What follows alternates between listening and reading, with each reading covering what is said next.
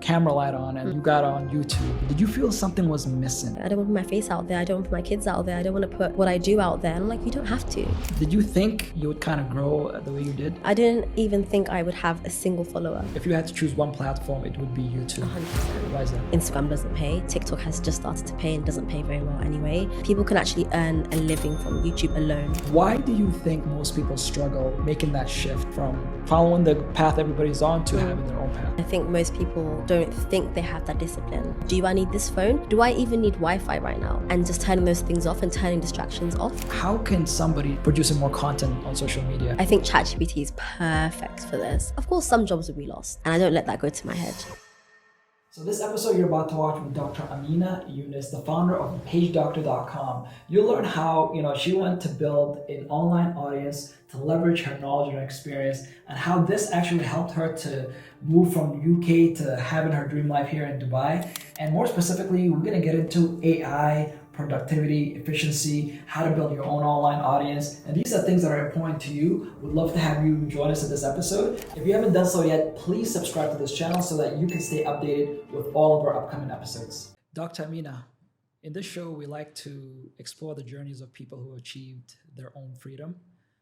So the first question I want to ask you is, what does freedom mean to you? It's a good question. Freedom means being able to own my time, own my day, do what I love, and truly feel happy doing it. And that doesn't just mean financially, it just means owning my time. And that's when I truly feel free. I want to get into your experience in AI. I know you have about 4 degrees? So you 4.5. 4.5. Oh, working towards your 5th now. I'm not working towards, but I have some credits. Oh, okay, interesting. But I don't think I'll finish it. Right.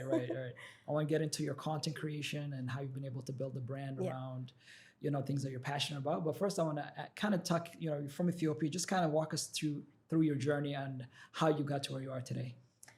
So I was born and raised in London, and I've always wanted to be a doctor. And I think typical East African family, be a doctor is what my parents always told me growing up. And that was what I always aspired to be. I didn't know what doctor meant. I just knew it meant the person that you go to when you feel sick and they give you some medicine. And that was my definition of doctor. So growing up, that was what I aimed for. So I'd get top grades at university. I used to get top grades in school, and I'd kind of, mark them all down. And I was always a high achieving student. But then when it came down to applying for medicine, I didn't. I decided that after looking at the career path, especially in the UK, it's not paid very well, the conditions aren't great. I thought this is not what I want. This is not the life that I see for myself, being in the NHS, which is the kind of healthcare service in the UK. And so I applied for biochemistry, which was still in the sciences. Then from there, I just loved research. I loved discovering new things within biochemistry. So I went and did a master's. Following that, again, I just thought, I'm not done with education. I'm not ready to get a job. Like, I want to do more. So the natural next step in academia is a PhD. And that's when I started my PhD. And I did a PhD in cancer research. So I was looking at it sounds really cool, but I was looking at a very small protein in a cell and how that protein links together to help the cell move. And, it was all very interesting at the time. And whilst I was in my PhD, I was watching YouTube. And that's where I am, how I ended up where I am now. I was watching YouTube, but just for fun, hair videos, fashion tutorials, like random things like that. There was no one online that was doing education. It just wasn't fun, right? Like YouTube back in 2015 was just DIY, how to do random things in your house, how to fix your car, how to cook food. And I thought, but no one's doing the thing that I find fun, which is education. So I just picked up a camera one day and I took it to the lab, and then I just stuck it inside the incubator thing. And I was just going away, doing all my lab work, and I posted it online. And the response was insane. People were so amazed at the most basic, mundane thing that I was doing in the lab. And that's when I found my niche.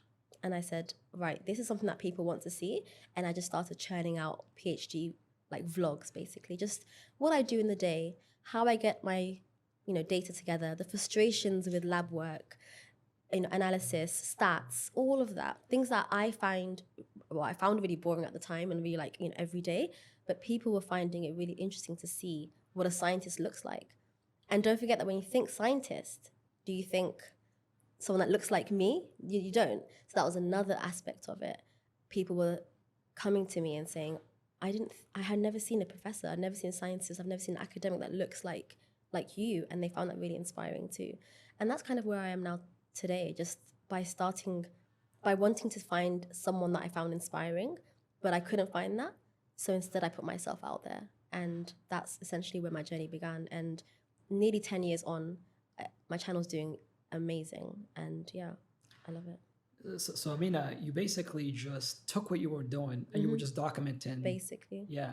But did you think that you would kind of grow the way you did? No, honestly, I didn't even think I would have a single follower. I didn't do it for the following. I think back then you have to remember that it wasn't a business model. It wasn't, I think now people have a strategy and they go online and they post and they start podcasts and blah, blah, blah. It wasn't like that back then. It was just, you do it because you think it's fun, right? So I just did it because I thought it was interesting. And that was it. I hid it from my family. None of my friends knew I did it. None of my lab mates knew I did it. One friend knew I did it. Till even in the working world, even after I finished my PhD, I hid it. It was never something that I thought I could monetize or get a following from at all. It was just something I enjoyed. But I think when I got stopped in the street for the first time saying, hey, I'm in my first year of my PhD and it's because I watched your video and you inspired me to apply, that was when I was like, wow, I've actually made a tangible impact, which, yeah, I never thought that would happen. Never. You know, it's funny. People want to be someone, right? Everybody wants to be something. They want to be famous, but it all comes down to doing something. Yeah. And a lot of people might already have something that they're good at. Yeah. Something that they're very skilled at, but nobody really knows about it. Yeah. So what is what's your advice for somebody who's like, well, yes, I'm really good at this. I'm sure people will get value from it, but I don't like the camera or I don't like being a social person. Yeah. How can they still make an impact? You know, recently, especially, there's been a huge rise in faceless pages. If you go on Instagram and especially TikTok, there's a huge rise in faceless pages because I think a lot of people are turning towards information. So you don't necessarily have to put your face out there. And I've spoken to so many of my friends about this who want to start a page and can see how well my page is doing. But they say, I don't want to be online. I don't want to put my face out there. I don't want to put my kids out there. I don't want to put what I do out there. And I'm like, you don't have to. If you have the knowledge and you have the ability to communicate that knowledge in a reel or in a TikTok or whatever, you don't have to put your face out there. It's just, I think, especially in the information side of social media, it's actually more about what information you're providing than looking great on camera. And that's, I think one of the things that I love is the fact that whilst I do put my face out there, it isn't about me. So it doesn't matter what I wear, what I look like. I don't get comments on that kind of stuff because it isn't about me, and I love that. It detaches me from it, even though my face is out there. So you can still maintain privacy whilst being online. Yeah, I've seen, I mean, a lot of the channels that I consume, I like, there's a lot of different niches. I mean, I like self-help content, and a lot of the channels that I consume content from are contents that I don't know who's the person behind it. So, and they've got massive following. And I know a lot of people are doing 6 figures, 7 figures from those channels. Now, I believe you have around 300,000 subscribers right now. Yeah, I think 320. Yeah. And how long ago was it that you guys started on your YouTube channel? 2016. 2016. Yeah. What do you like? Talking about that growth phase, right? I mean, I know you mentioned when you got started, you got a lot of engagement, you got a lot of attention. Was that like 50 people? Was it 500 people? And what do you think led to the growth and success of your channel? So I think it starts off slow, and that's something that you just have to be okay with. And that's why you have to love what you do. If you're looking for the numbers immediately, for some people it happens, but for most it doesn't. And so it's all about consistency. So I would, from the first day, I would consistently post. Till this day, till today, I batch film and I post every single week without fail. Like without fail, I'll post 1 video a week without fail. And it's important that you remember that in the beginning, it's slow. People need to find you. You need to get better at content as well. So in the beginning, I think I probably had, maybe 100 people that subscribed. I remember the first 100 that subscribed after a couple of weeks, maybe, which is really a big number. And then slowly that increases. You get to the first 1,000, and it's like, whoa, it's a huge number. If you really think about 1,000 people, that's a lot of people. Then you get to the first 10,000, and you're getting better at your content. You're finding your niche. You're finding your style, and you have to just keep at it. Remember that the videos that you make are like work experience. The more videos you can make, the better you can get, right? And then you get to the first 100K, which for me happened, I would say maybe 2010, I think. Yeah, 2010 or 2000. 20. No, sorry. 2020, yeah. So we're going backwards. No, we're not going Supposed to be backwards. going forward. 2020. Yeah, around then is when I hit my first 100K, Okay. which actually took quite long if you think about it. Yeah. And then since then, I've hit like 100 every year-ish. So 100, I hit another 100 after sort of a year and a half-ish. And then, so it all depends on what you're posting, and are you keeping consistent? Are you engaging your audience? But the key word is consistency. I want to ask you a different question, but on the same path. When you were first doing research, it seemed like you were still passionate, but did you feel something was missing? And when you put that camera light on and you got on YouTube, that this was it? Or was it just something that you just say, let's say where this takes us? I think for me, I have to admit that I'm a bit of I don't want to say attention seeker, but I think you have to want attention a little bit to be online, right? Like you can't not want attention and put your face out there. I've always been on social media. So before I did my PhD stuff, I was doing like some vlogs. So I've always liked the idea of educating. And that was where I grabbed my attention from. Some people like to post selfies, outfits. I like to educate and grab attention in that way. And that's where my journey kind of began. And that's why when I was in my PhD, I thought I have to be able to educate more than just publishing papers, which is amazing. It's amazing to do research, of course. But what else, like how else can I teach? Because I think I'm a good teacher. I think I can pass down messages quite well. So how else can I do this in a way that can grab thousands and millions of people's attention? And I actually got a teaching qualification. So that's my 4th degree. But then I thought, I'm only teaching 30 kids in a classroom, 100 students in a lecture theatre. That's still not enough. So there's always something behind nagging at me saying, your purpose in this life is more than just the 100, the 30. It's in the millions. And that's how I knew that I needed to do something like YouTube. And I still love it to today. Like if I had to choose one platform, it's YouTube. Always. One of the guests that I've had on the show is Hassan Abu Fallah. I'm not sure if you... Sounds familiar. Yeah, so he's in the gaming, Okay, YouTube's yes. the number one YouTuber in the region, Yes. massive following. And obviously you can say, gaming is fun. Everybody loves the game. I've seen kids watch other people game, play games all day long. You come from a niche that, like, you're doing essays and you're doing research, you're doing things that are a little different than playing video games. Yeah. Yet, you still managed to build a successful following. Is there any limitations to building a successful YouTube channel? Whenever I think about my channel, I always have to remind myself that it's not easy to grow in the niche that I'm in. It's a lot easier to grow in a niche that's fun and exciting and that more people can kind of relate to. I'm in a niche that you could say is quite boring, right? Like writing essays. It's not a fun, I can't be funny. It's not a fun subject. It's not something that most people enjoy doing. But because everyone has to do it, that's how I've grown my following. It's something that everybody has to do. And unfortunately, universities don't do a good job at teaching students how to do it. So they have to write essays, they have to write a thesis, they have to find literature and research papers, but no one teaches you how to. So when they go on Google and they go on YouTube to search how to do it, they find my channel. So whilst it has been difficult to grow, it also isn't because I'm one of very few in the niche that I'm in. And even till today, if you search for like writing an essay, my channel is the biggest channel out there, especially if you look at women in the whole world. Like it hasn't, like there's no competition because no one finds it fun to do. So it's something easy that I find to talk about. And so, yeah, I've really enjoyed it. Yes. Now let's talk about the business side. Obviously, it's one thing to build a channel, have a massive audience, Yeah. but what are some of the ways that you're currently monetizing this? Oh, so of course there's YouTube ads. That brings a little bit. I work with brands. So in the last year, I've worked with quite a few AI brands. I hopped on the AI scene. I know we'll talk about it later, but I hopped on the AI scene quite quickly.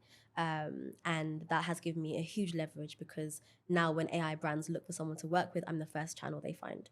So I've worked with loads of AI brands and they'll pay for sponsorship and I will talk about their company. But as long as it's ethical, that's one of the key things that I kind of try to work by. I won't work with an AI brand that writes an essay for you because that's not okay in education. So I work with a company that maybe helps with understanding research papers or something like that. Another way is I started my own business called The Page Doctor, and that was a result of comments from my audience saying, I want one-to-one help. I want tailored support. I don't just want your video. I want more of you. And so I started actually helping students with their essay directly. And then I got to the point where I couldn't do it because it was so much. So me and my husband, we co-founded The Page Doctor.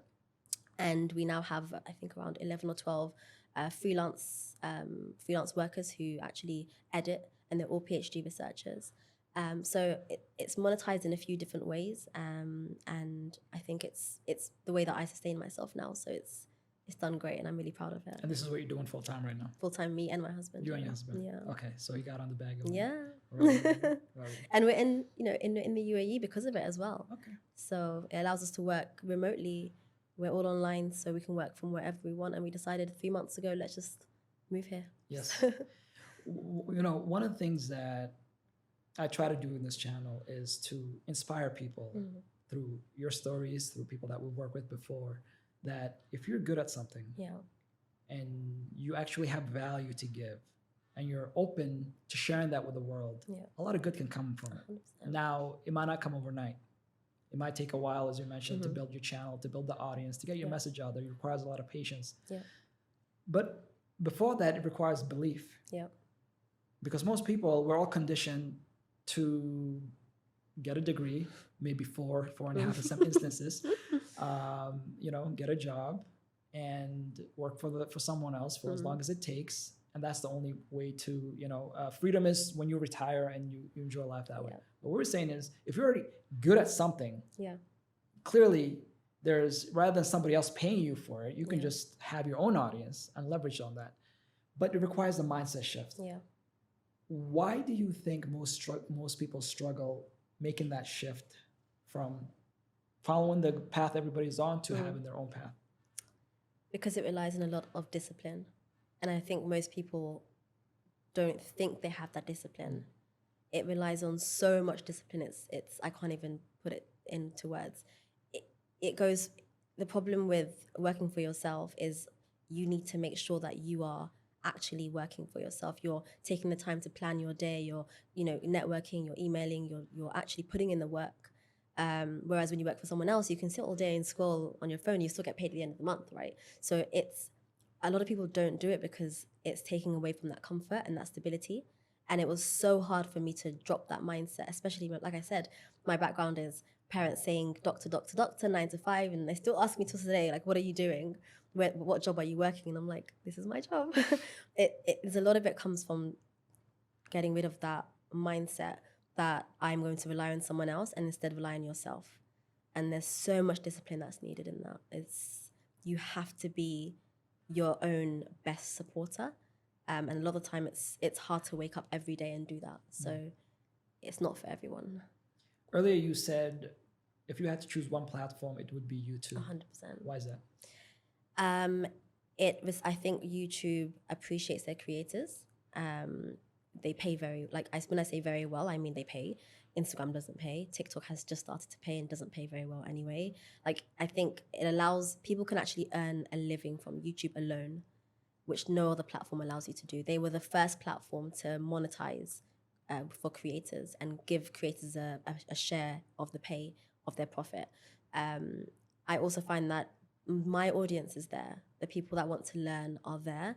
Instagram's more for fun and for short form content.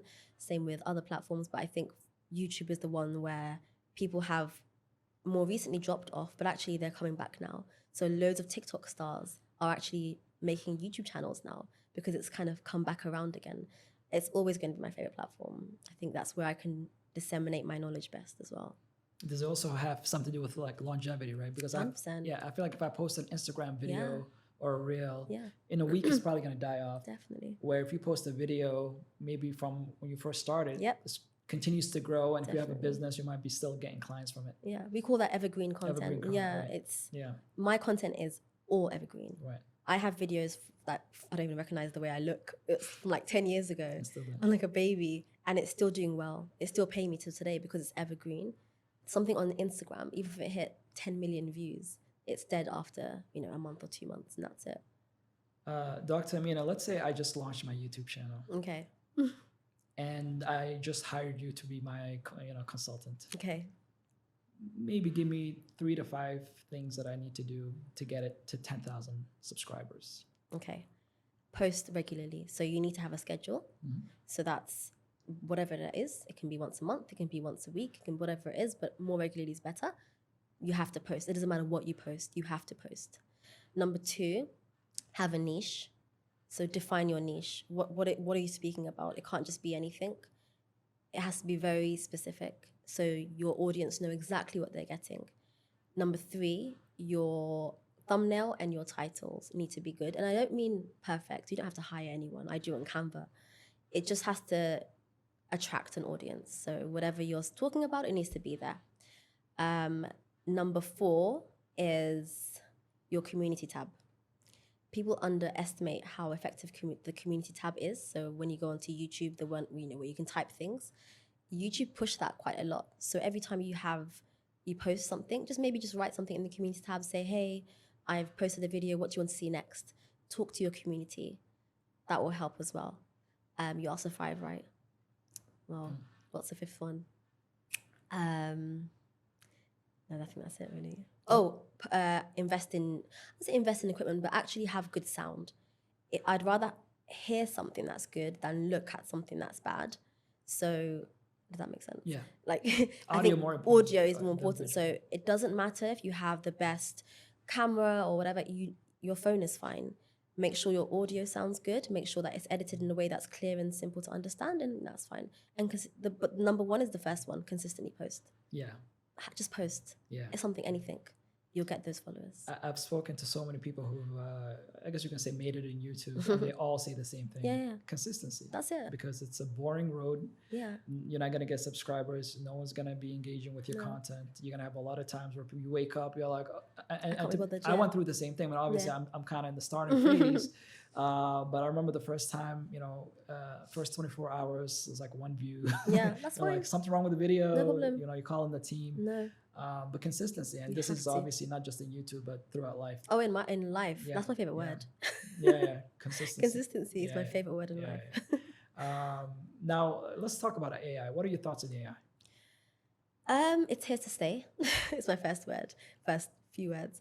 I think the reason why I say that is because I think, especially in academia, there's lots of maybe more seasoned, older people in academia who are very much against it, and who think that if you're using AI, you're less of an academic. It's reducing critical thinking. It's reducing the ability for people to think, to use their own minds, whatever. But it's here to stay. So I think we need to learn how to use it ethically and teach the younger generation students how to use it in a way that can help enhance productivity. So that could be, there are tools where you can upload a PDF of a research paper and ask a question. What's the main result? Or what is the main takeaway from this paper? And it can tell you. So that's amazing. That's saving hours of time. I think it's amazing. I think it's a great way forward. When most people think of AI, ChatGPT comes to mind first. True. Is there more to it than ChatGPT? So much and more. What else is out there? So much. There's so much. There's an AI tool that can do anything. Like there's an AI tool for everything. Like right now, if you want, you can transcribe this podcast to text using AI. You can transcribe a voice note to the opposite way, text using it, or from text to a voice note. You can draw a diagram. You can do anything with AI. You can literally do anything. The capabilities are endless, but I think you need to know why you're using it, how you're using it, and use it to the best of your ability. How do you think it's going to affect the job market? Because if you can use it for everything. Yeah, I mean, that's the question that I think people are most worried about. Of course, some jobs will be lost, as was the case when they introduced the internet, as was the case when they introduced certain tools that we have today. Of course, certain jobs are going to be lost, and that's part of the economy, it's part of the cycle of the world. But I think what it will do is it will allow people, especially, for example, us entrepreneurs and people in our field, to work more efficiently. So it hasn't taken anyone's job away, for me in particular, but what it has done is enhanced how much time I'm able to give other things. So it's just helped with productivity. I don't think there's anything wrong with that. What are you currently using it for in your business? I'm not using it necessarily in my business itself. Okay, for my business, I would say customer service is one aspect. So on the website, we have an AI chat box. So if someone asks a question, it can respond with answers from the website, which is really cool. So if someone asks how much does this cost, the AI tool knows how much it costs from the website information, and it can tell the customer what the answer is, which is quite nice. Other than that, I think our business is quite manual. We have editors that do. I think our business is very, I wouldn't say anti-AI, but it's the idea of manual effort. It's the idea of someone's going to edit your work, someone's going to give you feedback. So in that sense, in the business itself, we don't use it, but I use it as for content. So I use it quite heavily for content, and I make resources like templates and things like that about ChatGPT or about AI tools. So I don't really use it for the business, but I'm sure I could if I looked for a way. I know a lot of your audience are people, in academia, even though ours are a bit different, more entrepreneurship. How can somebody, let's say they want to start their own, producing more content on social media? Yeah. How can they use your AI to leverage to help them? That's a good. I think ChatGPT is perfect for this, or even Gemini, which was X called Bard. So let's just stick with ChatGPT. You can ask ChatGPT to create a full schedule for you for posting. So you can say something like, let's say, I am an educational content creator. I make videos on YouTube, Instagram, and TikTok 3 times a week. I talk about productivity, academia, and let's say education. So these are my topics. Can you give me a 1-month schedule? This is what I'm saying to ChatGPT. Give me a 1-month schedule of what to post, the content and the dates, and put it in a table format. In seconds, you'll get every single day what to post for every single platform. And whilst I don't copy and paste that, it's really good inspiration. I think it's amazing. Like, it's so useful, and it saves you hours of thinking. Yeah. Is there a learning barrier to it? In what sense? Let's say when the internet came about, okay. right? People are like, oh, they had this fear of computers. Yeah. And then even when social media came about, other than our, aunts just checking on us, but people didn't really know how to use it for business effectively. Yeah. AI seems a lot simpler. It is. But it can also be more complicated based on its, capability. Yeah. So, yeah. I think for the average user, it's pretty simple. If you're just using the standard, ask a question, get an answer, it's just, the thing about AI is it's different to a Google search. Treat AI like you're talking to a friend. Like what I just said now for the content schedule is what I'd write. Hey, can you write no full stops, no punctuation? It's just talking to it. So I think it takes a little bit of thinking and rewiring, because what you're writing doesn't have to make any sense. It will figure it out for you. And there's something called prompt engineering, which is you using the right prompts to get the right output. So the more information I give to ChatGPT, the better my output would be. So that's why I said I am this is what I do, this is my content. The more I give, the more I tailor that prompt, the better the output will be. So there's no barrier. You can learn it in 10, 15 minutes. I think ChatGPT came to the marketplace about a year and a half now. November 2022. 2022. Mm-hmm. And the way I've seen it since I've been using it, I was actually I think I started using it early 2024, right? Oh wow, not long ago. Yeah. Sorry, we're This year. 2023. 3. Yeah, we're already 2024, Yeah. right? Okay. Yeah, 2023. So a few months while it was in the marketplace. Yeah. And the first thing I realized was that like this actually really narrows down the gap because It does. I mean I started my career as a copywriter Okay. and I used to get paid a lot of money to write copy. I don't think with ChatGPT and the with being available to everybody, anybody can come up as you mentioned, give it a prompt, and it's gonna and not only give it a prompt. Like I've actually used it to say, hey, write a copy like such and such a person, and this can be like one of the top copywriters in the world, and it's pretty darn close. Yeah. And we talked about other tools you can use it, whether it's making a video. So with a tool like this available, with as you mentioned, you can go in and have an entire month's content prepared for you. When you can go in and literally learn about any subject and get massive information summarized to you in bullets. Yep. Do you think this is going to accelerate the number of people that are going to succeed in their fields as entrepreneurs, whatever they may be, or do you feel like it's not going to change much? Only a few people are actually going to grasp it and use it for for themselves. I think it will definitely help more people do more. Like you said, it can help you write blog posts. It can help you, but I still don't think it takes away the human aspect of things. As someone who uses ChatGPT quite a lot, I can tell when someone else has used it. So I don't use it to write things because I know that it doesn't sound human, and I still think that human aspect is needed. So while some people might be using it, and if it works for them, that's fine. I don't think it's necessarily taking away from a good copy, like a good copywriter. They still know the human nuances that AI won't necessarily know. But I mean, I'm all for anything that helps people work more productively and more efficiently. And not everyone will jump on it, but eventually they will. So over time, I think it might be like as we talk about productivity, there's obviously a lot of tools today to help you become more productive. Yeah. We also live in a time where there are more distractions than ever. 100%. How can someone manage those two things clashing? Recognizing what is that distraction. And I think for pretty much 99% of us, it's one thing, and that's your phone. So get rid of that. When I work, I put my phone on silent. I put it away, like out of reach, because I can easily conflate work with play. If I'm on Instagram, I can go there to work but end up scrolling. So I'll just get rid of my phone. I have a timer. I'm allowed 30 minutes a day on social media. After that, it locks it. So that's how it all comes down to discipline. So 30 minutes is what I get. If I use it to play, I use it to play. If I use it to work, I use it to work, and that's all I get. And I think, it's important for people to recognize that these are the things that are taking our attention away, and they're fighting for our attention. So move those things away, and then you can work more productively. But it's difficult. It's difficult to battle what you are, in front of every single day.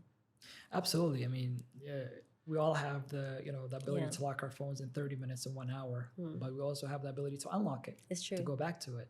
And it's whether it's our children or our employees or ourselves, phone is eating up a lot of our time. Definitely. And do you feel like that this is I mean, I know it's a bit of a different topic, but that this is literally causing a lot of other issues in life, whether it's mental health, people just feeling like they're not being productive and feeling like they're being useless, but just not living to the purpose that they wanted to do in this life. Yeah, I think screens, when I say screens, I mean like technology in general, can either be a blessing or a curse. It can be a blessing, of course, because if you use it productively, if you use it to start a business or to follow the right people, to be inspired, to use it in a good way, of course, that can be amazing. That's what's helped me get to where I am today. But also, like you said, if you're using it in a way that's distracting you, then, or using it in a way to look at other people and feel jealousy or envy, then of course you're going to be impacting your mental health and your relationships and everything. And I don't have a TV in my house. I haven't had one for 4 years or something. I've got kids and I don't want them to look at screens at all. And they have not seen a screen, and the oldest one's 4. And that's just my decision because I know what impact screens have on us as adults. So I'm not inflicting that on them as children until they get older, and they can make that choice later. So I think it's important for us as adults who can control, well, we should be able to control our screen time, to know the difference between, have we just seen too much at this point? Let's just put it down and just go and get some fresh air and just look at something else. But it's not easy, especially if your job is online. So it's not about how long you're using these tools No. for, but it's about the purpose that you're using it for. Knowing why have you just picked up your phone? For what purpose? Is it just because you've got the habit of picking it up, or is it because you actually need to do something? And that, I think one thing that helps with that is batch tasking. So if you know that you need to do some emailing, some posting, have your phone next to you for the next half an hour. That's fine because you're going to do all that thing at the same time. If now you're saying, I need to script, you don't need your phone for that. So now the phone can go somewhere else. So knowing what you're doing in each half an hour, 1 hour of your time means that you can determine, do I need this phone? Do I even need Wi-Fi right now? And just turning those things off and turning distractions off, and then just focusing on that time and then coming back to that later. It's always going to be there. But like I said, I don't just time myself. On the iPhone, you can determine how long to use every app. So I've told the iPhone, after 30 minutes of use of Instagram a day, lock it from me. I can control myself, but I don't even want to just lock it. I don't want to open it. And then it just grays it out and I can't use it. One thing I've realized is that in my background, I used to work with a lot of entrepreneurs. Mm-hmm. So I would run their businesses behind the scenes, especially sales and marketing. And I hardly ever remember any successful entrepreneur I've worked with and has a client. And it's not just a client relationship. Sometimes we become actually good friends. Yeah. We travel together because I'm literally running their business. Okay. They hardly ever use social media. They're hardly, I mean, even if they need to, they would have somebody do it. They would have, a team member kind of manage their account.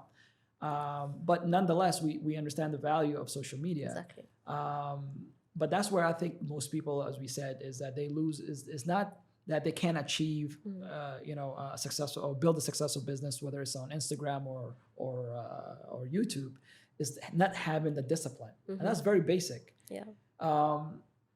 One thing I also want to talk about is Instagram, because I'm mainly an Instagram guy. I'm just shifting to to YouTube. You've built quite a following on Instagram as well. Is there a different strategy to building following on Instagram than it is on YouTube? Yeah. In the last 6 months, I decided I want to niche down, and I want to take what I'm doing on Instagram and really tailor it to a specific audience. And I've seen what was the percentage? I think it was like 200 and something % growth in the last 6 months because I niched down. So on YouTube, you can vlog a bit, you can do some AI stuff, you can talk about X, Y, and Z, and it's fine. On Instagram, you have to have a niche because the algorithm likes it when people come back to watch your videos again and again. So I decided, I think it was like January, I'm not posting anything if it's not to do with education, AI, productivity. I'm not doing anything if it's a random outfit post, if it's a random, travel thing. I'm not doing it. I'm only posting AI stuff. I hit my first 1 million view content. Like I said, I was on like 20K, and I'm now nearly 100 in just 6 months because I just did one thing, and that was niching. That's all I did. Nothing changed except I niched. So that's my strategy on. Can you define your strategy for niching down? How do you find the message, the niche? Yeah. If you can describe your content in 1 or 2 words, what would it be? That's how I niched. Because before it was travel, kids, mom, there was so many different things. And now it's just AI, education, productivity. So you're not, because I see some people, they're like, okay, I create content for women who are in their 40s and who have 2 children and they live in Mexico, right? But what you're saying is focus on the content that you're talking about. So if you're talking about AI and you just want to talk about education and one or other thing, just focus on that. Basically, I would just focus on one thing. And if you realize that something works, so one video, like I said, that video hit 1 million. So I know that it works. I know that video is doing well. So don't reinvent the wheel. Do it again. Do it again. Keep doing it. If whatever style is working, I realized that I had a laptop in front of me. I put the camera like at an angle, and I was just recording myself just typing on the laptop, and I had some text on screen, and that was what did well. So till today, I'm still doing it. I just put my camera in front of me. I just type and I put some text on screen, and that's working. So I'm not going to change it until it stops working. And that's another thing. I mean, with social media, you already have proof of content Exactly. that's worked. Exactly. How do you use something for inspiration without really, copying? Because some people kind of they think inspiration means just take somebody else's work and just make it yours, which obviously is not the case. I mean, look, I don't mind people copying. I don't. It's you're not. We're different. We have a different audience. You're going to present it in a slightly different way. If you copy, like I've actually seen people post the same AI tool that I've posted with the same wording and get more views than me. And I know that they've seen what I've posted and done it, but I don't mind. It's okay because, like I said, it's not competition. It's not. We've got different audiences. I think social media is one of those places where people post very similar things and they attract a different audience because someone may like how I look and wants to follow me and might not like how he looks or she looks. So it's just, I don't mind personally. I would just say if you're going to copy and paste completely, you can mention inspired by so-and-so, but I don't think you have to. What if somebody's watching this and they're like, well, there are millions and millions of YouTube channels already. Yeah. There are hundreds and hundreds of millions of people on Instagram. I've never created a piece of content. Why start now? What makes me interested? What do you say to that person? I mean, if they don't want to, do they want to? They want to, but they just feel it's saturated. They just feel maybe. Oh, it's not saturated. There's always a space for you. You bring in your specific USP. If someone comes and speaks about, let's say, makeup, because that's quite saturated, right? Makeup. But what's different about you? Do you have a different look? Do you have something unique on your face? Are you bringing makeup and bringing it with art, or makeup and bringing it with in a different language, or like what is it? Like what's your USP? There's always going to be something unique about you. No two people are exactly the same, right? So think about what's unique about you and utilize that within your content. So if someone came and was talking about AI, but they came from I don't know, let's say the UAE, and there's no one doing it from the UAE, that's unique. There's no one, right? So someone wants to see it in Arabic, I do in English. So someone might want to see it in a different language. That's unique about you. So just think about what you can bring to the table that someone else hasn't brought to the table, but in the same region, in the same topic. One of the things that, it's not my biggest drivers, but it's one of the things that drive me is, I know you're from Ethiopia. I was born in Somalia. Okay. Neighbors. And neighbors, yeah. And sometimes you don't see a lot of our people from that part of the world, living in Dubai, sharing content, building something on social media, and documenting their life. Is one of your objectives to inspire more people from that part of the world to also share light to their gifts and build something bigger for themselves? Yes and no. I don't think of myself as Ethiopian first. Maybe because I was born and raised in the UK. I just think of myself as, I guess, a Muslim woman. So, and I think even more just the woman. So I think my aim is never to inspire just Ethiopians or just East Africans or just like Muslims or just a specific group of people. It's just to inspire people in general. And that's why I think that really shines through my channel. And I see that in my audience as well, because my audience come from all different places. And I never want to be exclusive and say this channel is for those that want to, from Ethiopia only. Like I'd love to inspire everyone. But I think not just for a specific group. Yeah. No, exactly. It's because I feel like a lot of times when I look into the community, and you try to show them that there are other ways to succeed in life, there are other things that they can be doing, unless they see somebody else do it from that they have affinity with and they can relate to, it's hard for them to believe, but yeah, I mean, I totally agree with you. The message is for everybody. It's for everyone, yeah. And like we all have our own different privileges as well that I think we forget. Everyone has something that can give them and get them to that position that they want to be in. So whether I look at someone who's let's say Pakistani, or let's say Somali, or like any other country, I can relate to anyone because I look at them and think, you've got the special gift that possibly I might have too. So I don't necessarily look at only other Ethiopians or only other East Africans to find inspiration, and I don't think others should do the same for me either. Do you have fear, or I know sometimes people look at entrepreneurs and they think like, oh, it's so easy for them. But my true belief, I mean, there's a lot of things I do, whether it's speaking in public or making a video or doing a podcast. I always get the butterflies, the anxiety. Oh, you're gonna look stupid. People are gonna. And this is one thing I always try to tell people. Like we have those same feelings that you do, but we do it in spite of that. How do you feel inside when you're doing all the things that you do?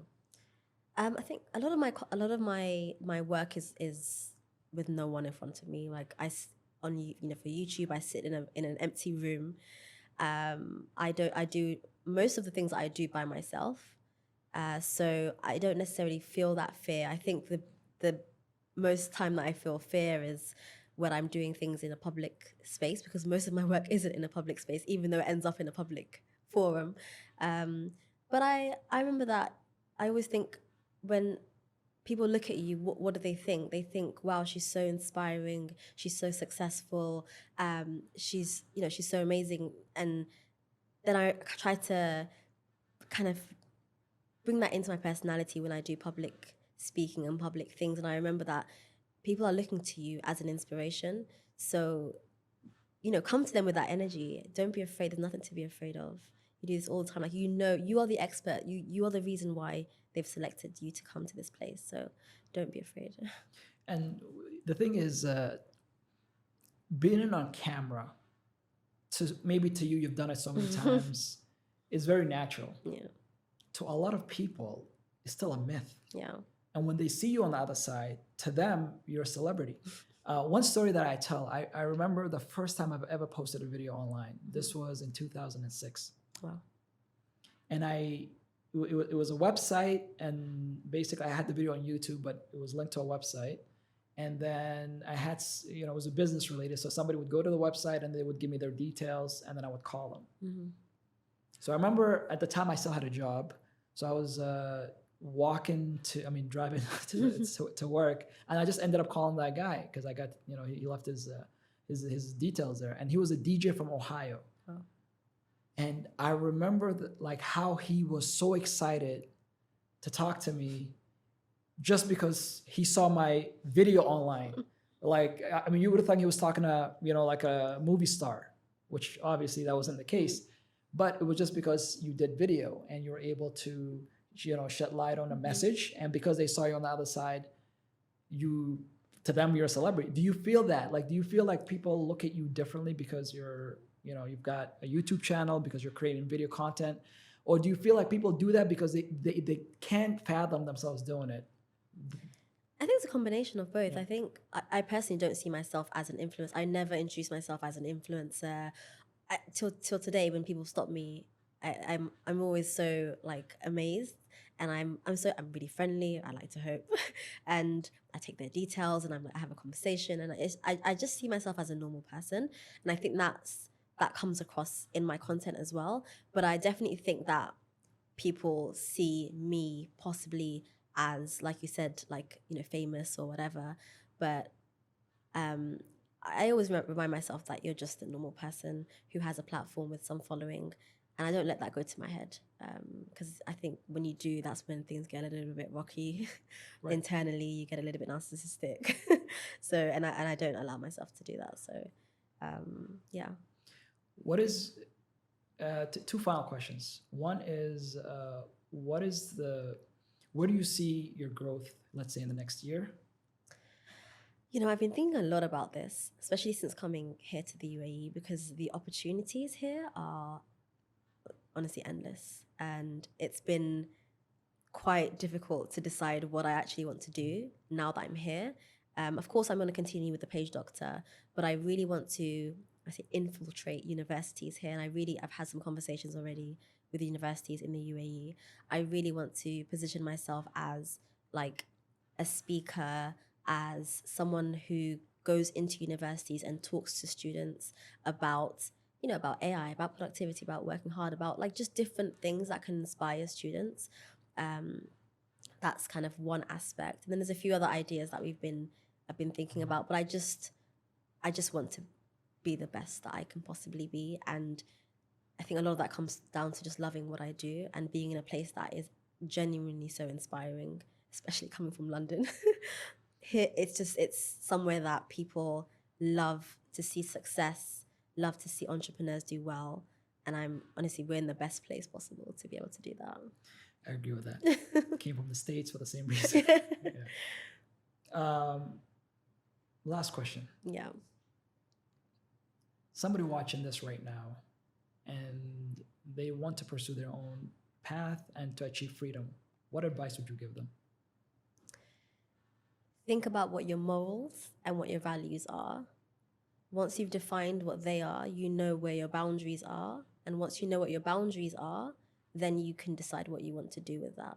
So knowing that you want to be, for example, an influence for good only means you won't go online and do random stuff. Everything you do will be dictated by that value, right? So to me, being free means knowing that what I'm doing aligns with those morals and values, and I won't do anything that doesn't align with that. Including who I decide to partner with for collaborations, who I decide to, go on podcasts with, who I decide to be friends with. All of these things are aligned with my morals and values.